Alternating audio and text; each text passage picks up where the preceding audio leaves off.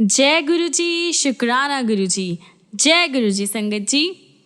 आइए संगत जी, आज हम जानेंगे कि कैसे गुरु जी महाराज अपने फिजिकल फॉर्म में ना प्रेजेंट होते हुए भी अपनी संगत को ब्लेस करते हैं, उनको हर मुसीबत से बचाते हैं और संगत को फील करवाते हैं कि वो प्रेजेंट है, हर टाइम संगत के अंग संग है। जय गुरु जी, शुक्राना गुरु जी। संगत जी, आगे बढ़ने से पहले आप अपने चैनल गुरुजी सत्संग वर्ल्ड को सब्सक्राइब कर लीजिए ताकि आपको ऐसे चमत्कार, ऐसे प्यारे प्यारे सत्संग, ऐसे प्यारे प्यारे वीडियोस रोज रोज सुनने को मिले। और अपने दोस्तों के साथ, अपने गुरु परिवार के साथ, अपने और भी संगत के साथ इन वीडियोस को, इन सत्संग को शेयर कीजिए ताकि वो भी हमारे गुरुजी की महिमा जान सके, हमारे गुरुजी के श्री चरणों से जुड़ सके। और हाँ संगत जी, आप में से कोई संगत अपना सत्संग हमारे साथ शेयर करना चाहते हो, अपने गुरुजी का शुक्राना अदा करना चाहते हो, अपने दोस्तों के साथ, अपने गुरु परिवार के साथ शेयर करना चाहते हो, तो नीचे दिए गए ईमेल आईडी या फिर कॉन्टैक्ट नंबर पर आप हमें मैसेज कर सकते हैं। आपके सत्संग भी बहुत जल्द ही शेयर किए जाएंगे। बस ध्यान रखिएगा सत्संग जो है रिटन फॉर्म में हो ताकि हम उसे आसानी से पढ़कर बाकी संगत तक पहुंचा सके। जय गुरु जी, शुक्राना गुरु जी। आइए संगत जी, एक बार हम अपने गुरु जी का मंत्र जाप करते हैं, फिर उसके बाद सत्संग शुरू करते हैं। ओम नमः शिवाय, शिव जी सदा सहाय। ओम नमः शिवाय, गुरु जी सदा सहाय। जय गुरु जी, शुक्राना गुरु जी। आज का पहला सत्संग है सुमेहर बजाज अंकल का। मुझे गुरुजी के विषय में मार्च 2009 में पता चला जब मेरे पिता के चचेरे भाई और उनकी वाइफ उनसे मिलने के लिए आए, जो कि 2005 से कैंसर से परेशान थे। वो अपने साथ गुरुजी का पावन ग्रंथ लाइट ऑफ डिविनिटी लेकर आए थे। उनके जाने के बाद मेरी माँ मेरे कमरे में आई और बातों ही बातों में उन्होंने मुझे वो पावन ग्रंथ दिया। उन दिनों मैं पढ़ने के लिए कोई नई पुस्तक ढूंढ रहा था, परंतु मुझे तब ये नहीं पता था कि ये कोई सामान्य बुक नहीं थी, अपितु एक दिव्य ग्रंथ था जिसे स्वयं गुरुजी की प्रेरणा स्वरूप लिखा गया था। कुछ दिन उस ग्रंथ को पढ़ने के बाद मुझे गुरुजी से जुड़ाव का आभास होने लगा। मैंने कभी भी धर्म और संप्रदाय का अनुसरण नहीं किया। बचपन से ही मेरा यह मानना था कि भगवान एक है और हम सब उसके बच्चे हैं। लेकिन जितना मुझे पता है, मैं शिवजी की पूजा और ओम नमः शिवाय मंत्र का जाप करता आया हूँ। गुरुजी से मेरा पहला सचेत जुड़ाव ड्रीम में हुआ। मुझे अच्छी तरह से याद है कि मैं पेरिस किसी काम के सिलसिले में गया और मैं एक ग्रे रंग के महल के सामने खड़ा था जब मैंने एक आवाज़ सुनी, तेनू आना ते पएगा। मुझे ड्रीम में गुरुजी की प्रेजेंस का आभास हुआ, पर इन शब्दों का मतलब मुझे तब समझ में नहीं आया और ना ही ये पता चला कि ये किसने कहे थे। मैं लाइट ऑफ डिविनिटी पढ़ता रहा। मुझे बार बार सपने आते जिसमें गुरुजी मुझे बुलाते रहे। वो हर बार बोलते, तेनू आना ते पएगा। इन सपनों को अपने मन का वहम समझकर मैंने इन पर कभी ध्यान नहीं दिया। लेकिन 2009 में मई से लेकर जुलाई तक मैं जो कुछ भी करता, वो हर बात मुझे गुरुजी की ओर ही लेकर जाती। जून 2009 के एंड में मैं काम से छुट्टी लेकर जालंधर गया। मैंने कॉलेज के एक दोस्त के साथ रहने का और फिर एक दिन गोल्डन टेम्पल के दर्शन के लिए अमृतसर जाने का प्लान बनाया। जालंधर से गोल्डन टेम्पल जाते हुए मैंने अपने दोस्तों को अपने सपनों के बारे में बताया। जालंधर से अमृतसर की गाड़ी में 1.5 घंटा लगता है, पर मेरे एक्सपीरियंसेस के बारे में सुनते हुए हमें टाइम का पता ही नहीं चला और इससे पहले कि हम कुछ समझ पाते, हम एक अजीब सी सड़क पर थे और ऐसा लग रहा था जैसे हमें गाड़ी में बस 40 मिनट ही लगे थे। जब हमने रास्ता पता लगाने की कोशिश की तो पता चला कि हम किसी अनजान रास्ते से गोल्डन टेम्पल पहुंच गए थे। हमें यही लगा कि वो कोई शॉर्टकट होगा जो अमृतसर शहर से होकर नहीं जाता। दर्शन करने के बाद जब हमने जालंधर वापस जाने के लिए रास्ता ढूंढा तो हमें वो नहीं मिला और हम नॉर्मल रास्ते से ही वापस आ गए, लेकिन इस बार हमें 1.5 घंटे से ज़्यादा टाइम लगा। जालंधर पहुंचकर मैंने अपनी दोस्त की माँ को ये सारी बात बताई। उन्होंने मुझे जालंधर में गुरुजी के घर, मतलब जो अब मंदिर बन चुका है, उसके बारे में बताया और गुरुजी ने जो उन पर कृपा की थी उसके बारे में भी। जब मेरा दोस्त छोटा था तो उसके चेहरे की एक नस उभरी हुई थी जो गुरुजी ने ठीक की थी। उसी शाम को, हम नहीं जानते थे कि यह गुरुजी का आदेश था, मैं जालंधर मंदिर में था। हमने वहाँ चाय प्रसाद ग्रहण किया। गुरुजी के जन्मदिन समारोह की तैयारियां शुरू हो गई थी और मंदिर में सफेदी का काम चल रहा था। दिल्ली वापस पहुंचकर 7 जुलाई की शाम को मैं और मेरी एक महिला मित्र, जो कि मेरे साथ जालंधर और मंदिर भी गई थी, और कुछ दोस्तों के साथ सिलेक्ट सिटी वॉक मॉल गए। हम ये देखकर बहुत सरप्राइज्ड हुए कि गुरुजी के जन्मदिन के अवसर पर उस मॉल में एक बड़े फंक्शन का आयोजन किया गया था। हम जिस टाइम मॉल पहुंचे तो फंक्शन बस ख़त्म ही हो रहा था। मेरी फीमेल फ्रेंड आगे देखने गई कि क्या हो रहा है, तो उसे जाने माने फोटोग्राफर रघु राय द्वारा खींची गई गुरुजी की तस्वीरें मिली। तब से गुरुजी मेरे घर में पूजा के कमरे में विराजमान है और मेरा सारा परिवार उनके संरक्षण में है। उसी महीने मैं अपनी एक दोस्त से मिला जो इंग्लैंड से आई थी और मैंने उसे सारे सत्संग बताए। वो मुस्कुराई और कहा कि जिन गुरुजी के बारे में मैं उसे बता रहा था, ये वही है जिन्होंने उसे लंदन के एक प्रतिष्ठित कॉलेज में एंट्रेंस दिलाया था। उसने आग्रह पूर्वक कहा कि मुझे बड़े मंदिर में अवश्य जाना चाहिए। अगले कुछ महीने मुझे और मेरी फीमेल फ्रेंड को हर राह गुरुजी की ओर लेकर जाती रही। मेरी फ्रेंड को सपने में गुरुजी के दर्शन हुए और उन्होंने कहा, कल्याण हो।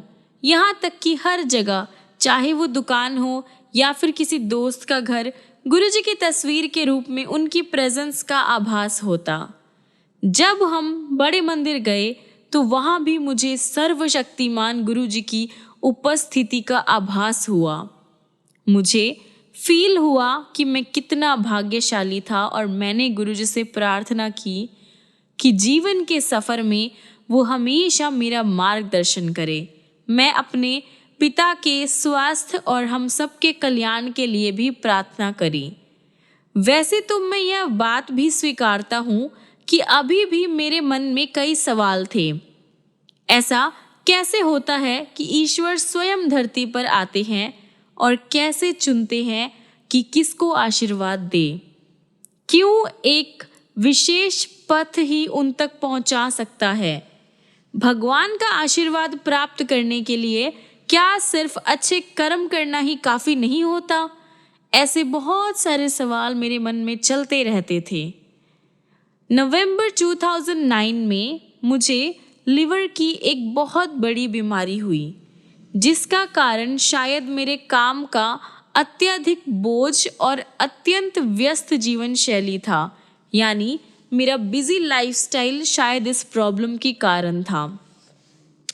दुर्भाग्यवश उस टाइम मैं बड़े मंदिर नहीं जा पाया और 1 महीने बाद 15 दिसंबर को अपने जन्मदिन पर आधी रात को मैं बड़े मंदिर में गया। कुछ महीने ऐसे ही बीतते गए और मेरे हेल्थ में कोई सुधार नहीं आया। डॉक्टर्स को मेरी बीमारी समझ ही नहीं आ रही थी। सितंबर 2010 में मुझे गुरुजी और बड़े मंदिर से रिलेटेड एक बहुत बुरा सपना आया। मैंने कुछ इतना भयानक देखा कि आज तक मैं उसके बारे में किसी को बता नहीं पाया हूँ। मैं कई दिन तक परेशान रहा और मुझे लगा जैसे गुरुजी से मेरा जुड़ाव भी कमज़ोर हो गया था। मेरी सेहत बिगड़ती गई और अब डॉक्टर्स को लग रहा था कि मुझे ऑटो इम्यून हेपेटाइटिस का रोग हो गया है, यानी मुझे हेपेटाइटिस की बीमारी हो गई है और उन्होंने मुझे इसके लिए बायोप्सी करवाने को कहा। वैसे तो गुरुजी में मेरा विश्वास डगमगा गया था, लेकिन उन्होंने ये सुनिश्चित किया कि मुझे बायोप्सी नहीं करानी पड़े और मेरे जिगर रोग का स्तर भी नकारात्मक आया, यानी जो उन्होंने टेस्ट किए वो भी नेगेटिव आए। ईयर 2011 के शुरू से लेकर एंड तक गुरुजी मुझे अपनी प्रेजेंस का फील करवाते रहे, जैसे कि 2009 में हुआ था। ठीक उसी तरह साल 2011 में भी हर राह मुझे गुरुजी की ओर ही लेकर जाती थी। मैं गुरुजी की वेबसाइट पर डाले गए सारे शब्द सुनता और गुरुजी से प्रार्थना करता, उनका आशीर्वाद मांगता कि वह मेरे विश्वास को बनाए रखे और मेरा मार्गदर्शन करे। इससे कुछ टाइम पहले मैं दोबारा बड़े मंदिर गया, तब मुझे गुरुजी के शब्दों तेनू आना ते पएगा का मतलब समझ आया। गुरुजी ने मुझे ड्रीम में दर्शन भी दिए। मेरे आसपास कोई नेगेटिव शक्ति थी जिसके सामने मैं लाचार खड़ा था और तभी गुरुजी आकाश मार्ग से प्रकट हुए। उन्होंने एक वज्रपात लिया और उससे उस नेगेटिव शक्ति। दिवाली पर मैं अपने फादर के ऑफिस में गुरुजी की पूजा कर रहा था, जब एक बाबा जी जो हर दिवाली पर हमारे यहाँ आते थे आए और बोले, हमारे गुरुजी का आदेश है कि तू बहुत तरक्की करेगा। मेरे साथ ऐसी अनगिनत घटनाएं हुई है संगत जी, जिसके बारे में मैं आपको क्या बताऊं। मतलब गुरुजी ने अपने दर्शन मुझे किस किस तरह से किस किस फॉर्म में दिए हैं, उनका शुक्राना करना भी बहुत मुश्किल है। गुरुजी ने हर पग हर पथ पर मेरी हेल्प की है। बहुत बहुत शुक्राना है गुरुजी महाराज आपका, इन सारी ब्लेसिंग्स का, सारी मेरी हेल्प का, सारी मेरी कृपा का, हर एक चीज़ का गुरुजी आपका बहुत बहुत दिल से शुक्राना है। आप बस मेरी फैमिली को और मुझे ऐसे ही ब्लेस करते रहिए। ये सारे एक्सपीरियंस जो मैंने सुने हैं या मेरे साथ हुए हैं, उससे भी बड़ी बात ये हुई कि अब मेरी अंतरात्मा को पूरी तरह से गुरुजी के साथ जुड़ाव का आभास होता है और मुझे ये समझ आ गया है कि गुरुजी की दृष्टि हमेशा हम सब पर बनी रहती है और हम उनके संरक्षण में हैं। ईश्वर इस दुनिया में गुरुजी के रूप में हमारा मार्गदर्शन और रक्षा करने के लिए और इस दुनिया को सुखद बनाने के लिए आए हैं। गुरुजी महान हैं और उनके तरीके हमारी समझ से परे हैं। मैं केवल इतना कह सकता हूँ कि वे तब भी हमारी रक्षा करते हैं जब हम जानते भी नहीं हैं कि वो सर्वोच्च शक्तिशाली है। वो सही समय पर हमें दर्शन देते हैं और जीवन के सफ़र को सुगम बनाते हैं। यदि कभी हम उनमें अपनी श्रद्धा खो भी देते हैं या हमारा विश्वास डगमगा जाता है, तब भी वह अपना निश्चल प्रेम हम पर न्यौछावर करते हैं और अपने प्रेम रूपी पथ पर वापस हमारा मार्गदर्शन करते हैं। गुरुजी सर्वव्यापी और सदा दयालु है। जैसे मैं बचपन में ईश्वर से उनका आशीर्वाद मांगता था, प्रार्थना करता था कि उनके आशीर्वाद मुझे मिले, आज भी वही करता हूँ और ओम नमः शिवाय गुरुजी सदा सहाय जपता हूँ। जय गुरुजी। संगत जी, मैं अब अपना सत्संग यहीं पर विराम करता हूँ। कोई भूल चूक हो गई हो तो मुझे क्षमा कीजिएगा।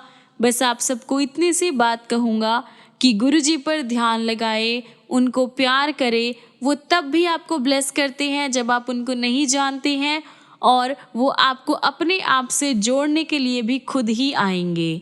जय गुरुजी, शुक्राना गुरुजी। अनंतम अनंतम शुक्राना मेरे मालिक। आइए संगत जी, अब हम अगला सत्संग सुनेंगे सरबरी सेन आंटी का।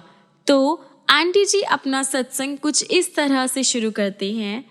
जय गुरु जी संगत जी। ओम नमः शिवाय, शिवजी सदा सहाय। ओम नमः शिवाय, गुरुजी सदा सहाय। ओम नमः शिवाय, शिवजी सदा सहाय। ओम नमः शिवाय, गुरुजी सदा सहाय। ओम नमः शिवाय, शिवजी सदा सहाय। ओम नमः शिवाय, गुरुजी सदा सहाय। ये लिखते हुए कि कैसे परम प्रिय गुरुजी ने मुझे आशीर्वाद दिया, मेरी आंखें भर आ रही है। मार्च 2010 में जब मैं एक नियमित स्वास्थ्य जांच के लिए गई तो मेरे लिए परेशानियों का समय शुरू हो गया।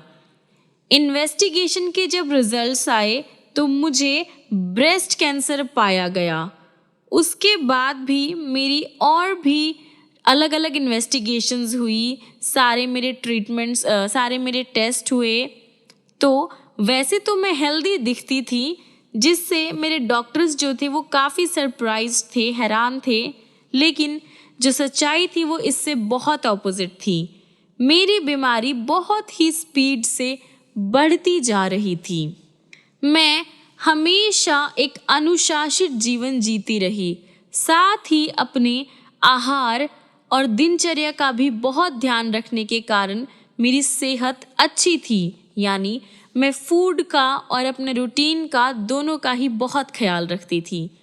उस टाइम मेरी एज 48 इयर्स की थी और मुझे ऐसा लगता था जैसे मुझ पर कोई पहाड़ टूट गया हो। मेरी सर्जरी हुई, उसके बाद बहुत दुष्कर बहुत दर्द देने वाली कीमोथेरेपी हुई और उसके बाद मेरी रेडिएशन शुरू हुई और उसी टाइम मुझे गुरुजी का बुलावा आया। 16 अगस्त 2010 को मैं और मेरे पति बड़े मंदिर पहुंचे। कीमोथेरेपी के कारण मेरे दांत टूटने लगे थे। मेरे डेंटिस्ट ने ही मुझे गुरुजी के बारे में और बड़े मंदिर पहुंचने का रास्ता भी बताया। जब हम मंदिर पहुंचकर हाथ जोड़े समाधि की परिक्रमा कर रहे थे तो एक वृद्ध महिला जो मेरे आगे थी रुकी और उन्होंने पीछे मुड़कर मुझसे पूछा, क्या तुम ठीक हो? उन दिनों मुझे बहुत शर्मिंदगी का आभास होता था क्योंकि मेरे सर पर बाल नहीं थे और ना ही पलके वो भौहें थी। मैं सदैव सिर ढककर रहती थी। उन महिला का प्रश्न सुनकर मैं सहम गई और गुस्सा होकर बोली, अब मैं ठीक हूँ। उन्होंने मुझे अपने साथ समाधि के बाहर आने को कहा। मुझे और मेरे पति दोनों को लगा कि मेरी बीमारी के कारण वो हमें समाधि से बाहर निकाल रही है।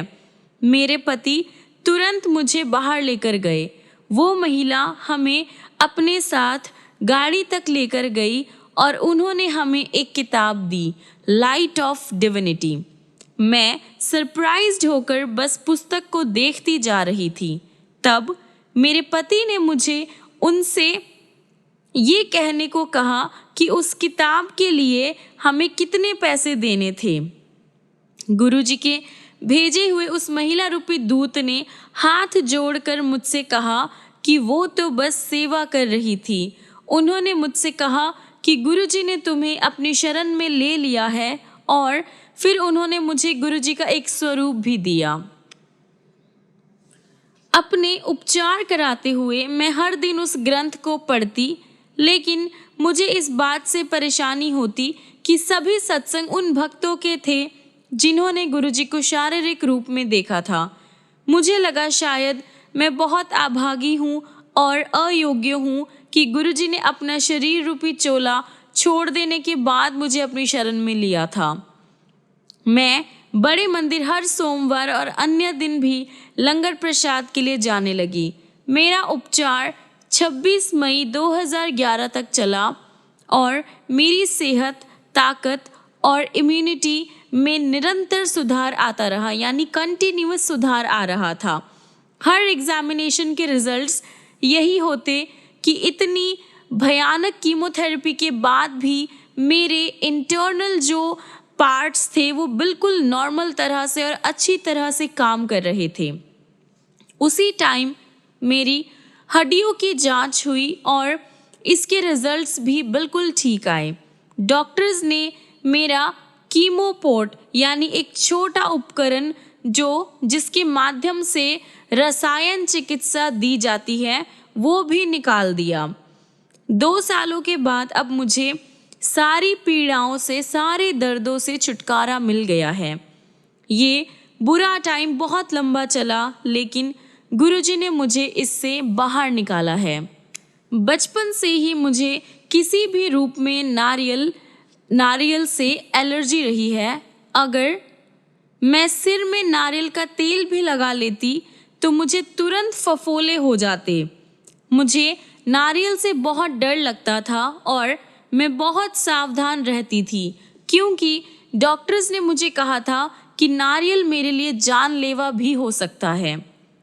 सोमवार की एक दोपहर में मैं बड़े मंदिर गई और चाय और समोसा प्रसाद लेने के लिए लाइन में थी, लेकिन मुझे चाय प्रसाद के साथ 2 खांडवी और 1 लड्डू मिला।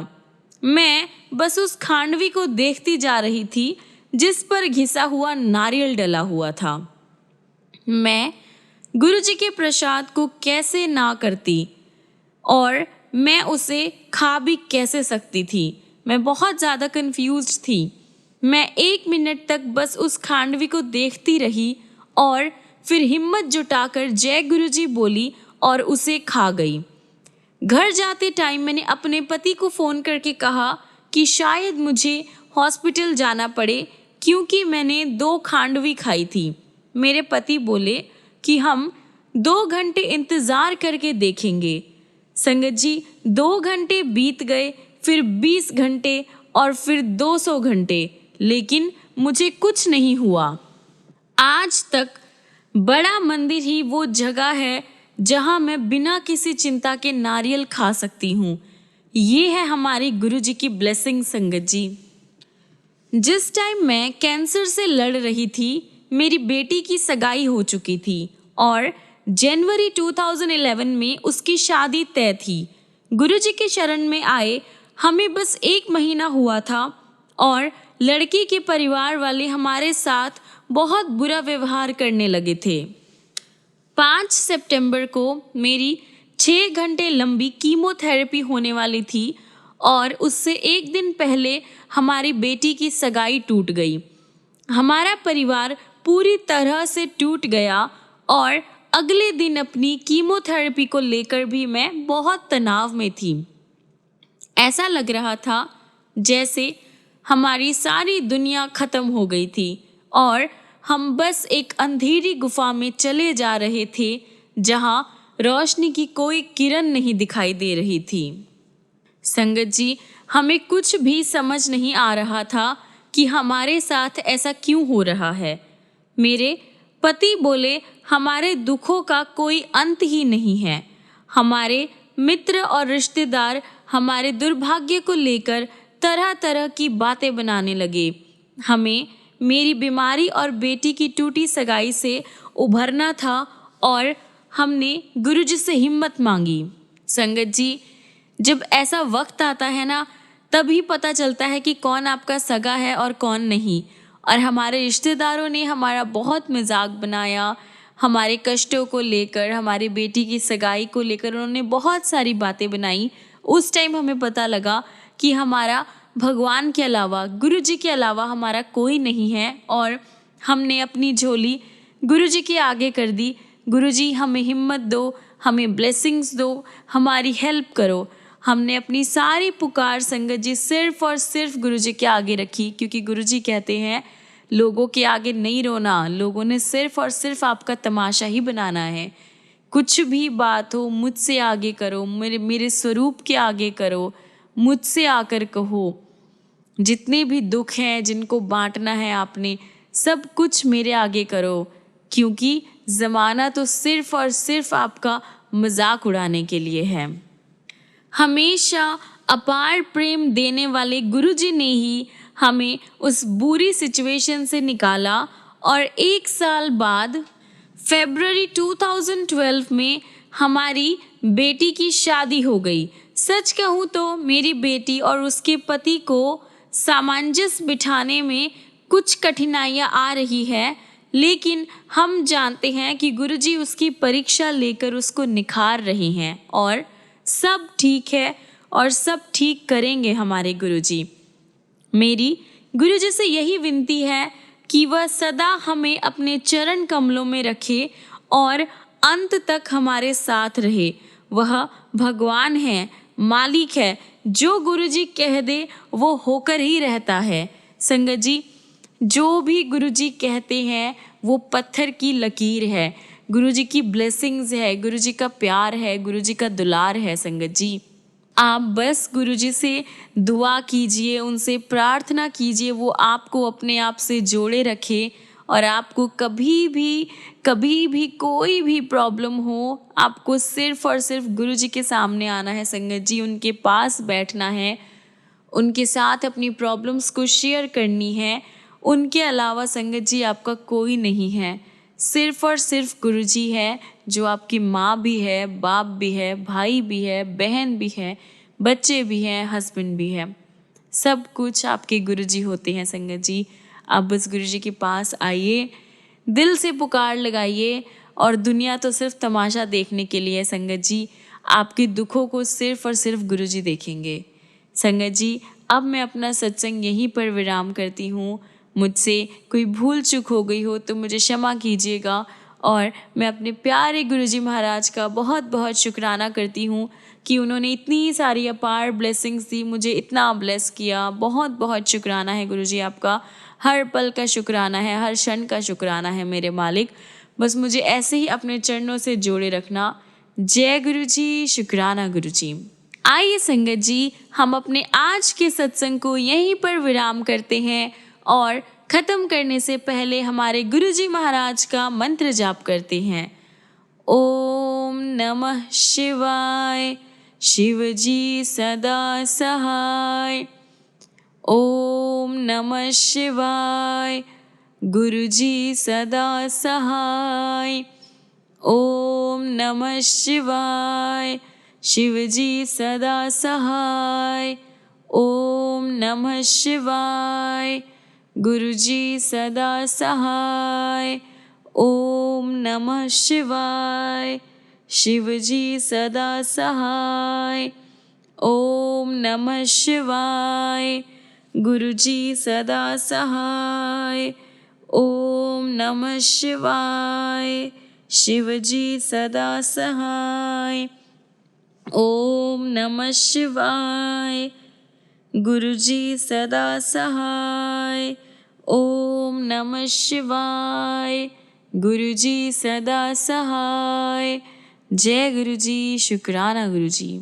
संगत जी, मिलते हैं अगली वीडियो में अगले ऐसे बहुत सारे चमत्कार लेकर, बहुत सारी गुरुजी की ब्लेसिंग्स लेकर, प्यारे प्यारे गुरुजी के सत्संग लेकर। तब तक के लिए गुरुजी आपको ब्लेस करते रहे, ढेर सारा प्यार करे, बहुत सारी खुशियाँ दे, बहुत सारी ब्लेसिंग्स दे, आपकी झोली को भर दे, आपकी लाइफ को बदल दे।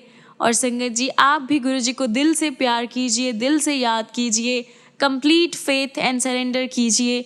फिर देखिए गुरुजी की ब्लेसिंग्स आपकी लाइफ में कैसे होती है, कैसे गुरुजी आपको ब्लेस करते हैं। जय गुरुजी, शुक्राना गुरुजी। जय गुरुजी संगत जी।